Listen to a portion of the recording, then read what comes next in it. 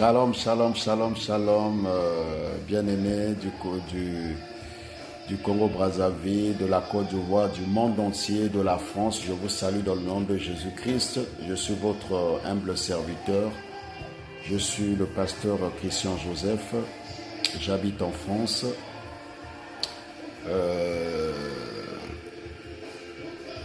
Le Seigneur m'a mis à cœur de partager un message en ce qui concerne les élections qui se pointent à l'horizon pour la Côte d'Ivoire.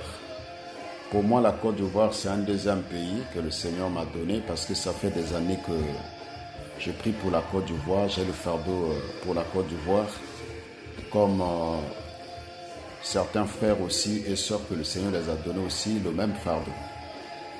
Et le Seigneur m'a révélé des choses par rapport aux préparations des élections présidentielles jusqu'à la fin des élections, ce qui va arriver.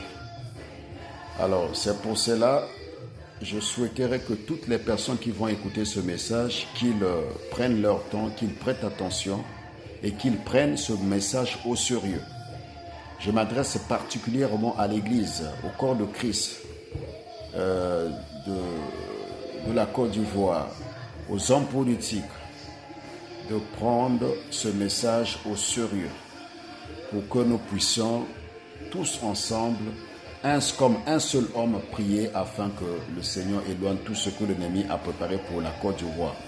Vous devez savoir que la Côte d'Ivoire, c'est un pays béni. Le projet que Dieu a formé pour la Côte d'Ivoire, ce n'est pas un projet de malheur, mais plutôt un projet de bonheur et de prospérité afin de préparer un avenir meilleur pour la Côte d'Ivoire. Mais il s'avère que Satan aussi a ses plans.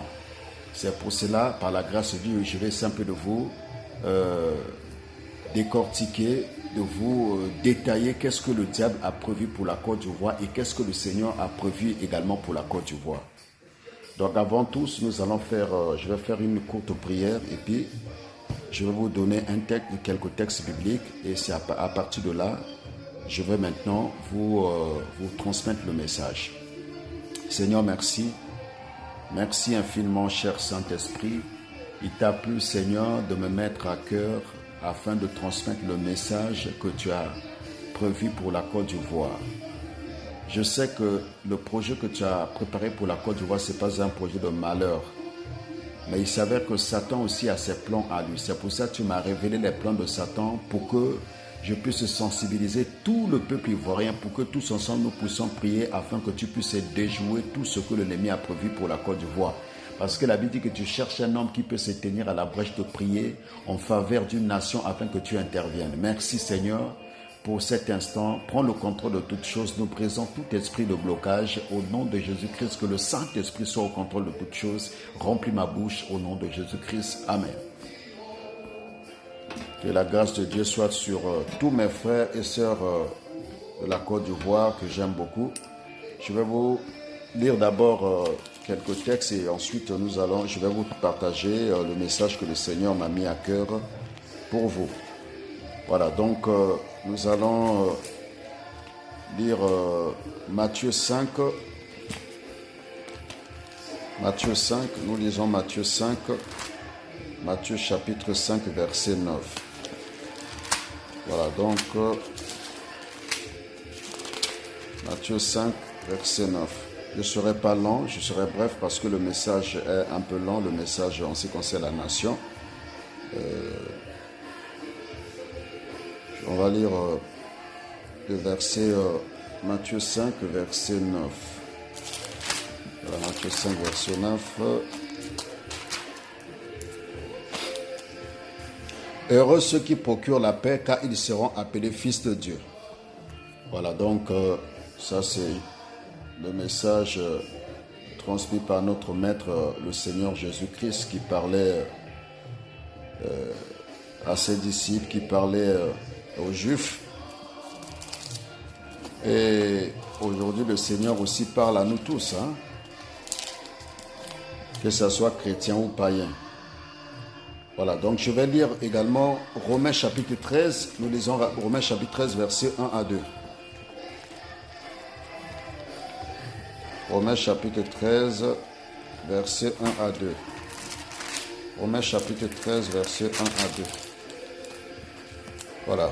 C'est pourquoi, bon, je préfère de commencer à partir du verset 1, que toute personne soit soumise aux autorités supérieures, car il n'y a point d'autorité qui ne vienne de Dieu. Et les autorités qui existent ont été instituées de Dieu.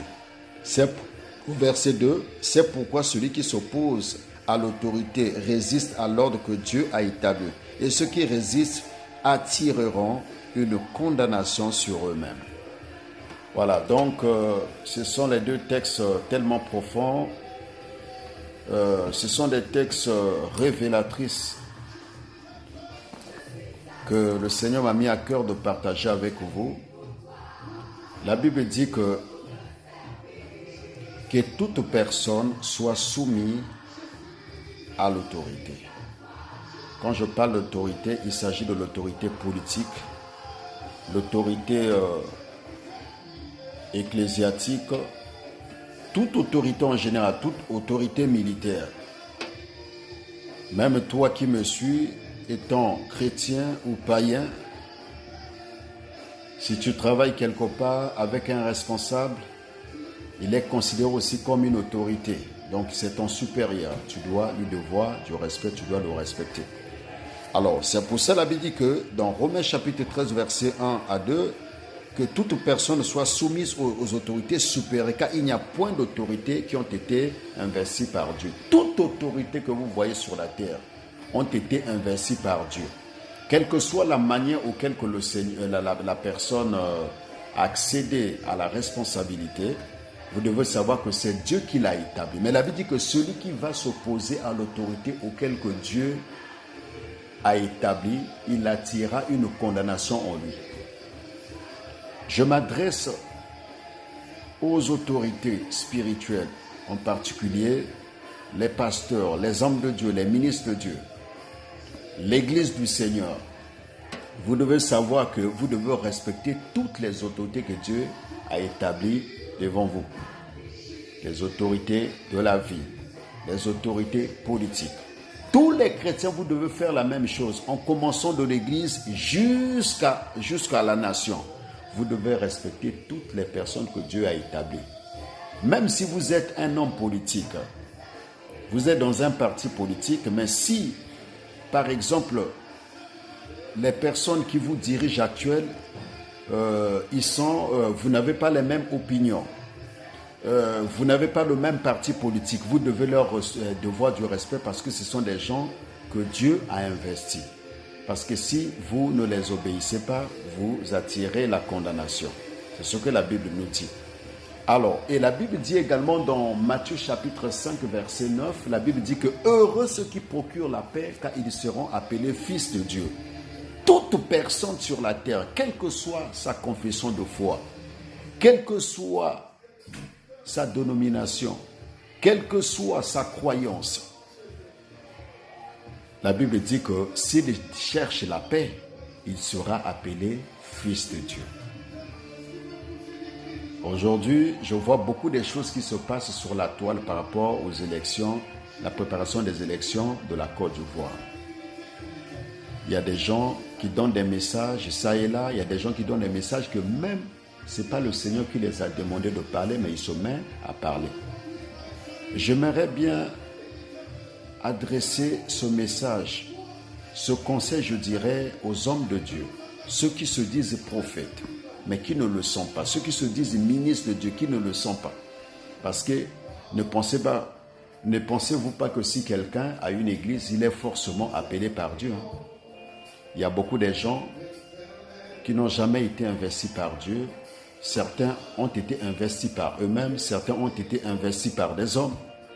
Aujourd'hui, là, ils se font passer par des prophètes. Ils se mettent à raconter n'importe quoi que le Seigneur ne les a pas parlé. Vous devez savoir que tous les messages concernant la nation, ce n'est pas que tout le monde est appelé à le transmettre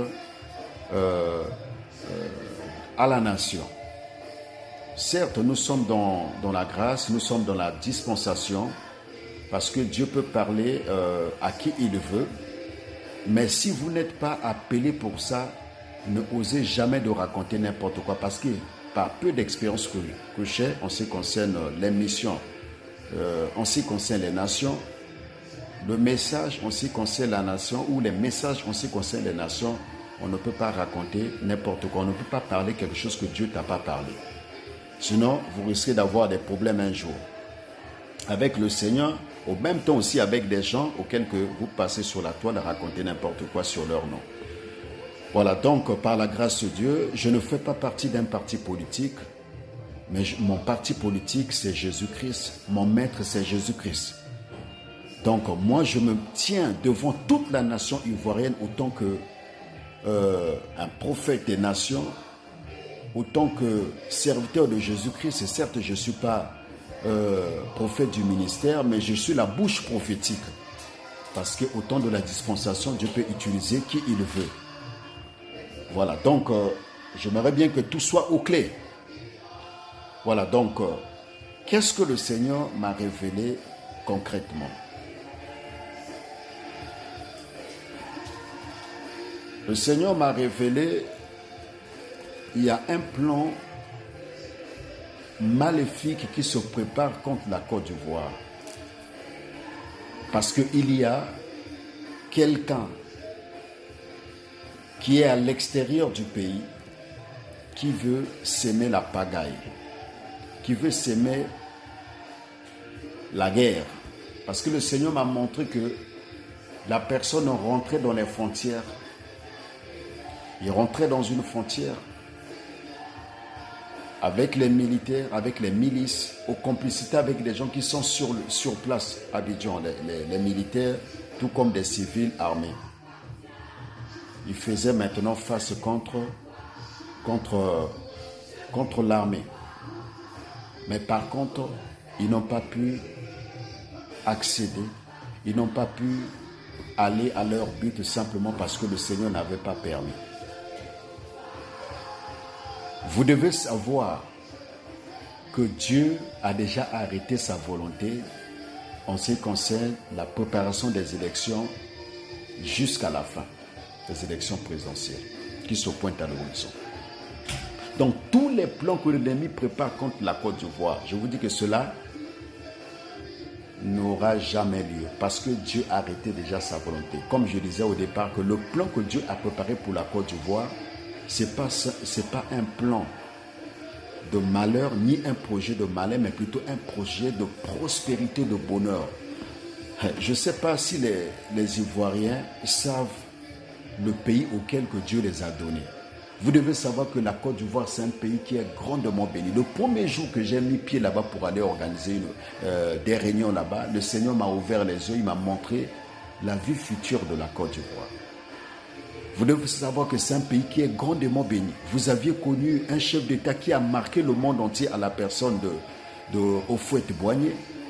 C'est un président, je dirais même, c'était un repère. Pas seulement pour la Côte d'Ivoire, mais pour les nations. Même là où nous sommes en Europe, ici, les gens parlent d'Houphouët-Boigny. Donc, il a laissé l'héritage que les gens ne pourront jamais oublier. Mais je ne veux pas que cet héritage-là soit daté par rapport aux intérêts politiques ou aux intérêts ethniques. Vous devez conserver ça soigneusement et développer aussi beaucoup de choses que le président Houphouët n'a pas pu le faire. J'en profite pour cette occasion de parler aux leaders politiques, militaires, ceux qui sont aux complicités avec la personne qui est à l'extérieur pour vouloir rentrer afin de s'aimer la pagaille au niveau de la Côte d'Ivoire. Tous vous serez confondus dans le nom de Jésus-Christ. Si je suis un serviteur de Jésus-Christ. Parce que la Bible dit que heureux ceux qui procurent la paix, car ils seront appelés fils de Dieu. Et ensuite, le Seigneur m'a montré également un groupe encore des hommes politiques, des opposants qui sont en train de préparer un soulèvement populaire. Donc, il y a deux plans maléfiques que le diable a préparés contre la Côte d'Ivoire pendant cette période électorale, jusque les élections présidentielles. Parce que j'ai vu un groupe de gens avec des militaires, des hauts gradés. Ils se sont unis avec les leaders politiques opposants. Ils se sont unis Ils se sont dit, coûte qu'à coûte, nous savons que le président va passer parce qu'il a changé déjà la constitution. Il va briguer encore un troisième mandat. On verra. Il faut exciter toute la population afin de s'aimer, afin de le faire partir à partir d'un soulèvement populaire. Regardez, tout ce que vous racontez là, tout ce que vous parlez, tout ce que vous préparez n'aura jamais lieu parce que Dieu a un plan merveilleux pour la Côte d'Ivoire. Ça, c'est un conseil que, s'il faut vous donner un conseil, ne jamais oser de le faire parce que si vous ne le faites, vous n'allez même pas arriver à aboutir. Parce qu'il y a des plans que Dieu a préparés pour la Côte d'Ivoire que je vais détailler tout à l'heure. Voilà, donc, ne faites pas cette erreur-là, sinon vous risquerez soit de perdre votre vie ou soit vous risquerez de se retrouver dans la prison. Parce que notez bien, ceux qui ont suivi mes messages, quand j'ai fréquenté les églises d'Abba, les hommes de Dieu qui me fréquentaient parce qu'il y a des messages que je ne pouvais pas divulguer. Même avant que le président Alassane Ouattara puisse se préparer, puisse se présenter officiellement, le défunt Amadou Gon Koulibaly, l'ex-premier ministre, étant comme son successeur, le Seigneur m'avait déjà révélé des choses. En ce qui concerne même le premier ministre, le Seigneur m'avait révélé des choses. J'ai rencontré quelqu'un qui était plus proche de son frère. J'ai demandé s'il pouvait me le rencontrer parce que s'il pouvait me le faire rencontrer. La personne m'a promis, mais il n'a pas réagi. J'ai laissé mon numéro parce que le Seigneur m'avait montré un esprit de mort sur le premier ministre. Parce qu'il fallait que je passe prier pour lui pour que le Seigneur puisse déjouer tout ce que l'ennemi avait préparé contre lui. Mais malheureusement, la personne qui était censée de transmettre le message à son frère n'a pas pu transmettre le message. J'ai laissé mon numéro du téléphone, j'étais à l'hôtel, j'attendais à ce qu'on m'appelle, rien. Que Dieu soit loué. On ne peut plus revenir sur ça, c'est juste un titre de rappel, vous devez savoir que Dieu parle. Et ensuite, le deuxième message que j'avais eu pendant que l'ex-président de l'Assemblée nationale, Soro, était encore à Abidjan, le Seigneur m'avait déjà révélé, j'ai parlé des détails, je disais que le gars là, le monsieur Soro, qui est le président de l'Assemblée nationale, le Seigneur m'a montré, il y a beaucoup de choses qui vont se passer sur lui. Il y aura des problèmes avec le président. Mais lui, il faut qu'il soit humble. S'il n'est pas humble, je vois qu'il est en train de partir de la Côte d'Ivoire. Et quand il va partir avec colère. Et il ressent de mal terminer avec le président. Et tout ce que j'ai parlé, ça s'est réalisé aujourd'hui. Quand je parlais comme ça, il y a des gens qui faisaient partie de son mouvement et tout, son parti politique, son mouvement, je crois. Les gens disaient que, ah, pasteur, pourquoi tu parles comme ça? C'est comme si tu ne veux pas du gars. Non, ce n'est pas qu'une question que je ne veux pas du gars, parce que tout être humain sur la terre, moi, autant qu'homme de Dieu, j'aime tout le monde. Mais je vous transmets le message que Dieu m'a dit sur lui. Je ne suis pas contre lui. S'il veut me rencontrer autant qu'un homme de Dieu, il n'y a pas de problème. Nous, on rencontre tout le monde. Il n'y a pas de souci. Si les gens veulent nous rencontrer, il n'y a pas de souci. Mais le Seigneur, si vous voulez, vous pouvez nous transmettre le message que j'ai dit. Donc, tout ce qu'il prépare à faire, ça ne fait pas partie. Tout ce qu'il prépare à faire, ça ne fait pas partie de la volonté de Dieu. Parce que Dieu a un autre plan pour la Côte d'Ivoire. Et Dieu m'a montré même le futur président. Après même le président Ouattara. Je vais vous détailler tout à l'heure, vous allez voir. Voilà, donc, il faut faire attention. Tout ce que les gens racontent sur la toile, il faut avoir le discernement. Parce que nous sommes dans une période qui est très compliquée, très complexe, je dirais. Alors, s'il y a un conseil à donner, j'aimerais d'abord adresser à l'Église, le corps de Christ de la Côte d'Ivoire en particulier, soyez en prière. Parce qu'il y aura des choses qui vont se passer. Par la grâce de Dieu, moi aussi, je vais descendre là-bas. On va faire une réunion que je vais proposer.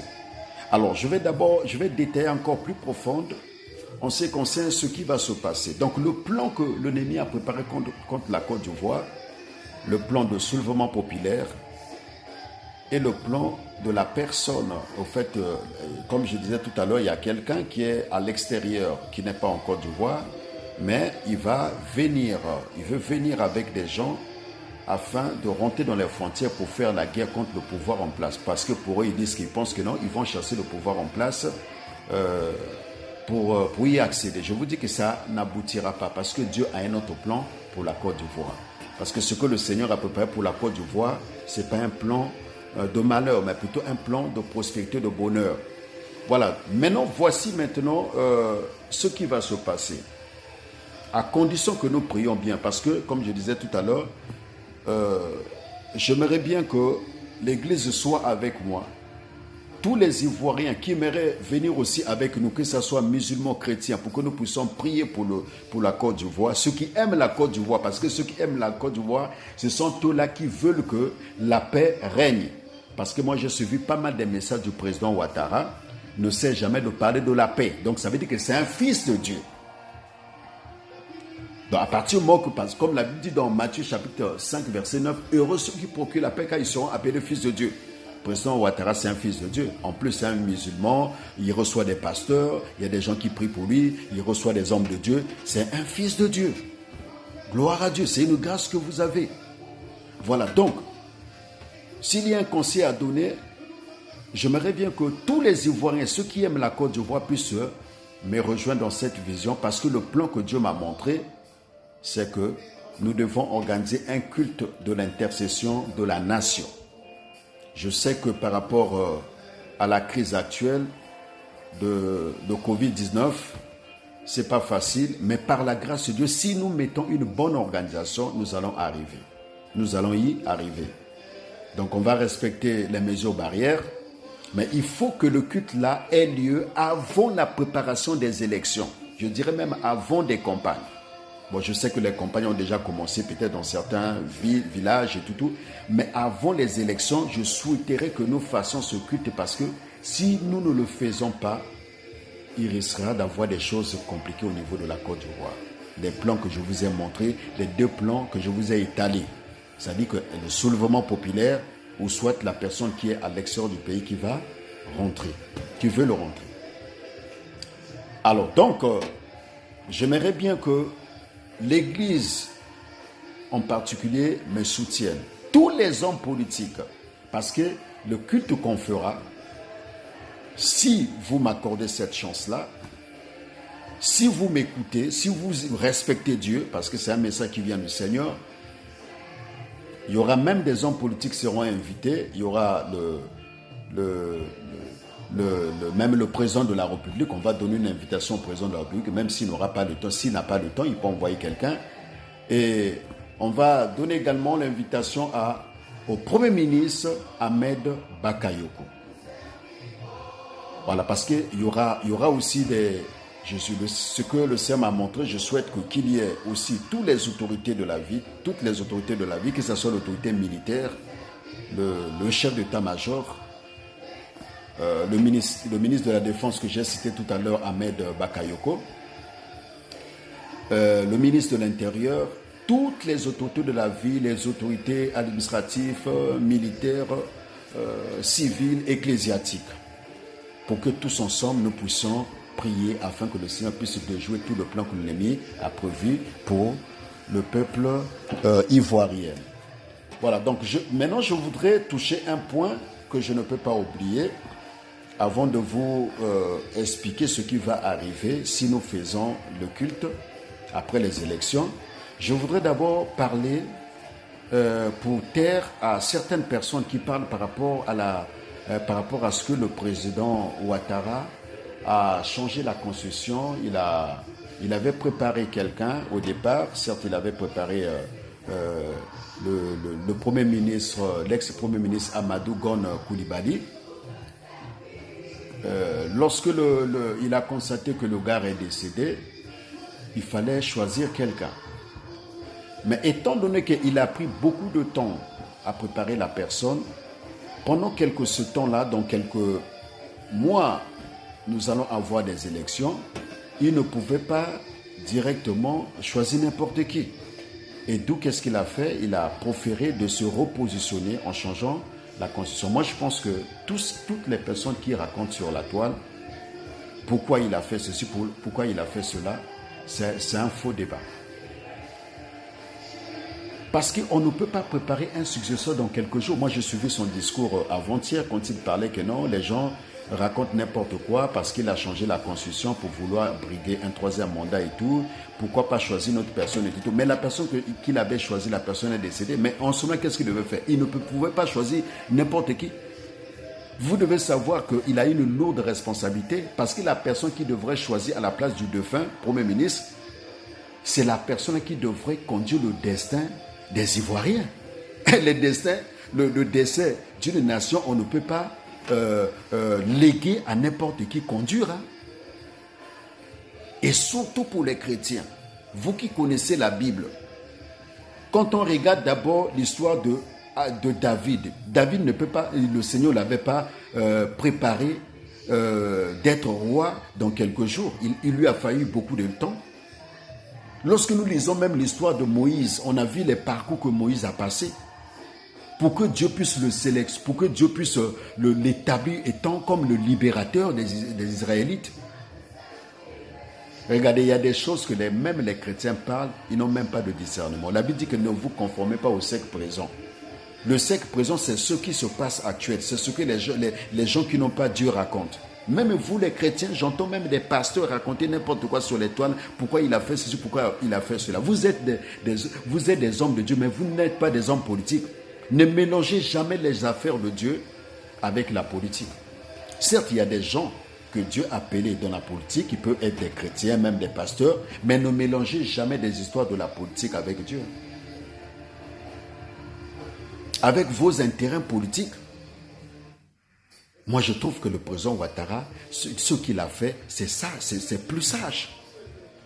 Je ne parle pas pour le défendre, mais je parle la vérité. Parce qu'un homme de Dieu doit être aux côtés de la personne. Un, la personne qui cherche la paix. Deux, la personne qui parle la vérité. Parce que Jésus dit, je suis le chemin, la vérité et la vie. Donc pour ça, comme je disais tout à l'heure, c'est un faux débat. Ceux qui racontent n'importe quoi sur la toile, pourquoi il a fait ceci, pourquoi il a fait cela. Parce qu'aujourd'hui, on voit tous les peuples ivoiriens, la majorité sont divisés. À cause des histoires ethniques, je vois sur la toile, il y a des Djoula qui insultent, qui insultent les BT, il y a des BT qui insultent des Djoula. Donc aujourd'hui, là, on se retrouve dans un moment de confusion, des chrétiens comme des païens. Parce que le but de ce message, si nous arrivons à faire le culte de la nation, un, ça va établir la paix. Deux, il y aura une réconciliation nationale. Maintenant, qu'est-ce qui va se passer? Si nous prions, si nous faisons cette intercession, même s'il y aura des bruits ça et là dans certains quartiers, le président Ouattara va repasser étant comme un président de la République. Qu'importe ce que les gens peuvent raconter, qu'importe la manière que ça va se passer ces élections, il faut savoir que le président Ouattara va repasser. Mais lorsque le président Ouattara repassera, parce que notez bien que c'est lui que le Seigneur a préparé pour préparer un successeur selon la volonté de Dieu et non selon sa volonté. Maintenant, qu'est-ce qui va se passer? Si nous faisons ce culte, le président Ouattara va passer. Et quand le président Ouattara va passer, et le président Ouattara maintenant va faire la réconciliation nationale. Il y aura des hommes politiques qui sont à l'extérieur du pays. Ils vont rentrer.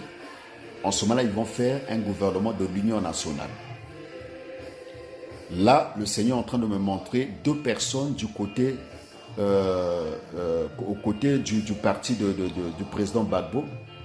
Je vois le jeune qui est parti avec le président Gbagbo en exil, Blé-Koudé. Et je vois également la femme de Gbagbo. Ils auront des postes stratégiques parce que la femme de Gbagbo, elle a aussi une onction. Parce elle va établir quelque chose, elle va faire quelque chose aussi dans la nation qui va contribuer à la paix. Ça sera après les élections présidentielles. Le président Gbagbo va rentrer. Il y aura la réconciliation nationale. Maintenant, le président Ouattara va préparer. Mais il y a des choses que le Seigneur permettra. Si je rencontre le président Ouattara, je vais lui parler parce que en réalité, quand il va passer là, Après, il y a des choses qu'il doit faire, mais ça, je ne peux pas parler ouvertement comme ça. Je souhaiterais si le Seigneur permet, s'il me rencontre, je lui parlerai des choses. Et la personne qui va préparer, le Seigneur m'a montré le Premier ministre actuel, le Premier ministre Ahmed Bakayoko. C'est lui qui a l'onction du pouvoir. Quand vous voyez que le président l'a choisi, ce n'est pas au hasard. Mais je vois autour du président Ouattara, il y a beaucoup de gens qui ne l'aiment pas. Mais c'est quelqu'un qui a quelque chose. Il peut conduire la nation ivoirienne. Tout ce que les gens racontent là, c'est n'importe quoi. Il peut conduire. Parce qu'il a des atouts qu'il faut. Il y a une sémence de Dieu sur lui. Et quand le président Ouattara va partir, il va faire la réconciliation nationale. Ahmed Bakayoko. Il va continuer dans la même vision du président de la République. Et après, il va faire ses mandats. Premier mandat, deuxième mandat. Maintenant, troisième mandat, ça sera maintenant quelqu'un de Gbagbo qui va prendre le pouvoir. À la personne de Blé Koudé. Notez bien, Blé Koudé a une onction du pouvoir. Mais ce que le Seigneur me demande de lui dire, il doit faire deux choses. Un, il doit être humble, parce que la Bible déclare que l'humilité précède la gloire. Deux, il doit être patient. Parce que Dieu n'agit jamais avant ou après le temps, mais Dieu agit au temps convenable. S'il y a conseil maintenant à donner aux gens qui travaillent avec le président Ouattara, ceux qui ne veulent pas du Premier ministre Ahmed Bakayoko, je vous demande, je vous en supplie, de se réconcilier avec lui. Parce que vous avez un seul parti. Vous avez un seul parti. Actuellement, le chef de l'État, c'est le président Alassane Ouattara. Donc, il est au même temps le leader aussi de votre parti. Même s'il y a un secrétaire général, il est au même temps le leader. Alors, vous devez être aussi unis de votre côté. Parce que le but, c'est quoi? Ce n'est pas à cause des intérêts personnels. Le but, c'est la vision de la Côte d'Ivoire. Comme je disais au départ, l'héritage que le président a laissé pour la Côte d'Ivoire, c'est l'héritage que vous devez conserver. Et parmi les choses de cet héritage, je vois la paix. Parce que dans l'époque, la Côte d'Ivoire était unie. Tu peux aller au nord comme au sud. Il n'y avait pas de rivalité. Même si chacun avait ses opinions politiques, mais les gens étaient unis. Mais aujourd'hui, là, la Côte d'Ivoire est divisée. Parce que le but de ce culte que le Seigneur m'a mis à cœur que nous devons organiser, c'est qu'il y a des jarrets prophétiques que nous devons mettre. Ensemble avec les hommes de Dieu qui seront là-bas, les hommes de Dieu auxquels je vais travailler avec eux, s'il y a des hommes de Dieu